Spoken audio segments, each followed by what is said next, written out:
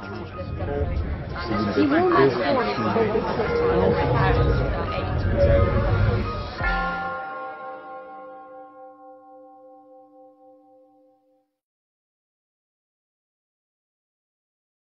This is a little bit of a taste of some data that we've been running at the Oxford Internet Institute.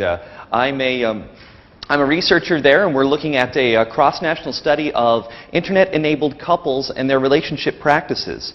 So nothing says love like bar charts.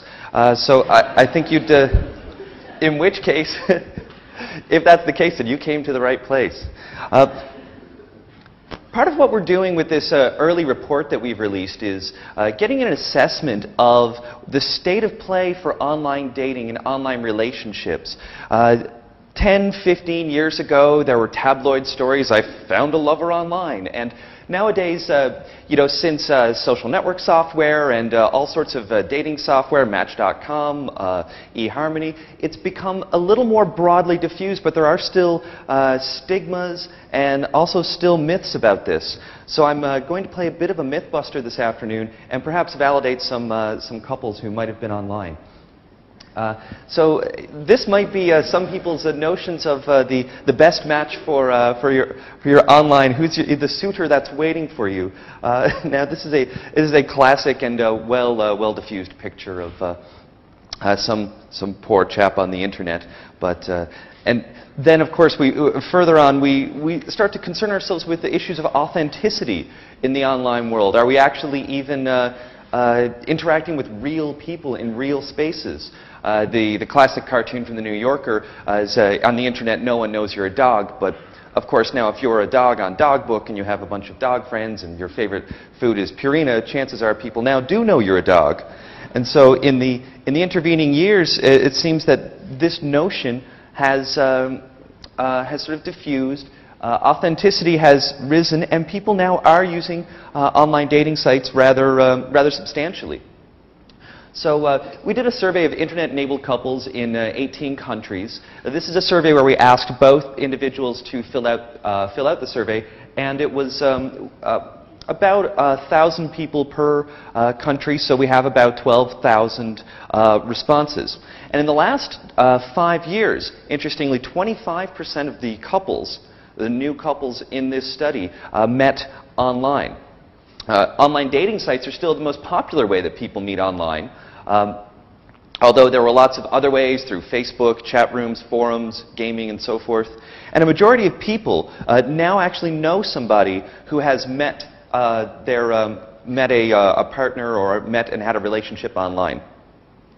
So this line's perhaps a little tiny. You can see a sort of a gentle, gradual slope coming up from 1997.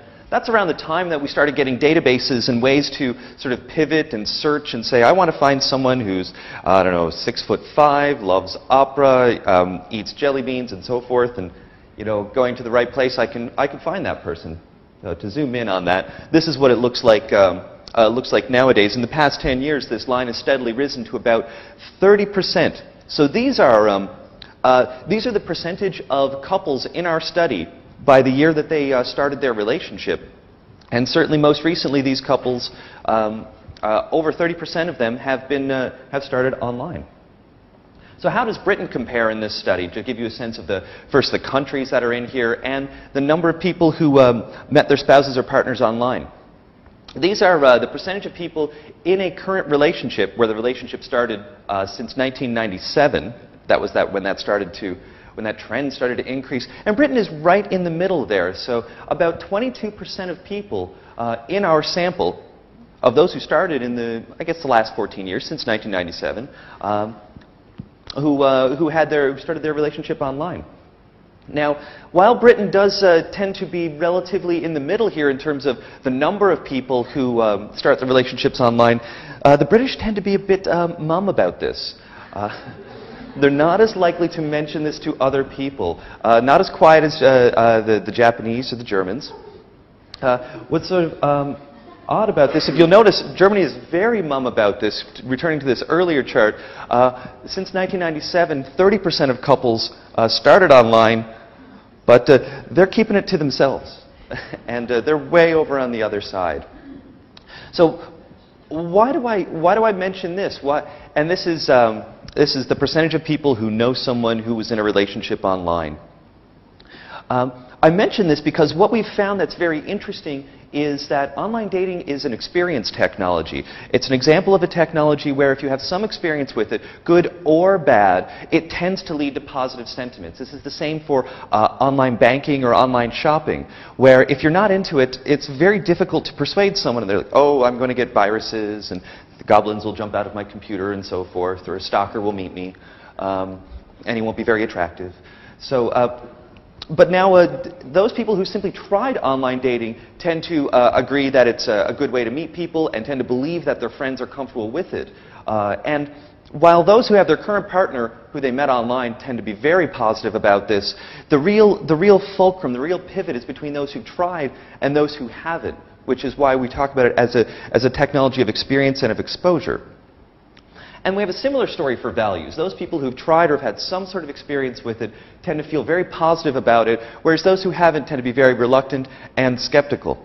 This is a one-shot survey, so what we can't do is we can't look at this change over time. I can't say which one caused which, the chicken and egg story here, but it does seem to be relatively persuasive that mere exposure to online tends to be related to positive sentiments. Well, what's interesting is that this is a story about online dating and about dating broadly. Now, I'm from North America. I'm from Canada. Dating, like job interviews, is a very common part of life there. I mention that because over here I've heard that dating is not itself a necessarily broadly diffused concept. You know, you go out to someone, you give them your likes, your interest, your resume, they tick off the boxes, and if it all works out at the end, you get a second job interview, and hopefully at some point you meet the parents. No, instead, dating isn't actually that serious, thankfully. But what we thought was that there'd be a substitution effect. That what we would see is that since 1997, as online dating rose, personals would go down, and meeting through friends of friends would go down. And it turns out those are the things that are not going down. Those things they've also increased since online dating started to rise. But what did decrease was meeting people through family and through hobby groups and through church groups. And these are sort of these broad group-based activities. And in their place, what we see rising are these activities that are just very one-on-one, very personable. And the idea that I'm going to be an individual meeting another individual and then hopefully start a relationship with them is the kernel, is the basis behind which online dating resides. And so that is what seems to be on the rise as much as online dating itself. Now finally, the last thing I just wanted to mention, and asking about who is doing this, well, is it just because young people are more interested in computers, more savvy? Is that why online dating is on the rise? Because they're dating online. Well, of course, younger people are more likely to be single and therefore more likely to be a potential candidate for online dating. So when we look at the ages of the people who started a relationship, the percentage of those who did it online, see obviously that it's young people. 25% of those in their 20s in our sample started their relationship online, and about 18% of those in the 30s started it online. But when we look at the age when the relationship started, a different picture emerges. Older people tend not to be single, but of those who are single and are starting a relationship, they are the ones who are more likely to be using online dating than the young. And very interestingly, almost 40% of the people who started a relationship since 1997, almost 40% of those in the age 40 and above, did so online. So the online world seems to be an accessible, useful way in order to meet somebody individually one-on-one, and especially for those who are older. So just to summarize, you know, online dating has been on the rise. People who have experience with it seem to hold it in higher regard. And as this practice has diffused, it's become popular, and less about the myths of these poor internet nerds, and more about individuals sort of meeting this and using this as a way to meet individuals in addition to other practices. And it's popular among the young and very useful for those over 40. And so just some deep thoughts about this, if I could If I could try to find some, I would, but in lieu of those, there's some up here. What the online world does is make things findable. It makes people findable. It makes information findable. And so this is certainly working for people trying to find relationships. So I'll just end it there, and thank you for your time. Thank you.